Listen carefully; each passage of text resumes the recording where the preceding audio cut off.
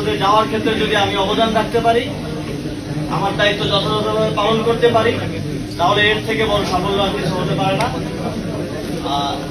এবং এই নির্বাচনে যেহেতু আজকে যেই নমিনেশন জমা দেওয়ার শেষ দিন ছিল, সবাই নমিনেশন জমা দিয়েছেন, আমরা প্রত্যাশা করি খুবই সুষ্ঠু এবং নিরপেক্ষতার সাথে কোনো ধরনের হানাহানি ছাড়া আমরা এই গণতান্ত্রিক উত্তরণকে সফলতার সাথে বাংলাদেশ অতিক্রম করতে পারবে।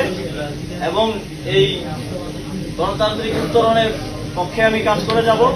এবং একই সাথে আপনারা জানেন এই নির্বাচনে দুটি ব্যালট থাকবে। এখানে আমি মনে করি যে আপনারা একটি ব্যালটে এমপি নির্বাচন করবেন, সরকার নির্বাচন করবেন। সেই সরকার এবং এমপি থাকবে 5 বছর। তারা তাদের কমিটমেন্ট রাখবে কি রাখবে না সেটা আমরা জানি না। তবে আপনারা যদি গণভোটে হ্যাঁ ভোট দিয়ে নির্বাচিত করেন, এই সংস্কারের মাধ্যমে বাংলাদেশ আমি মনে করি যে 100 বছর এগিয়ে যাবে।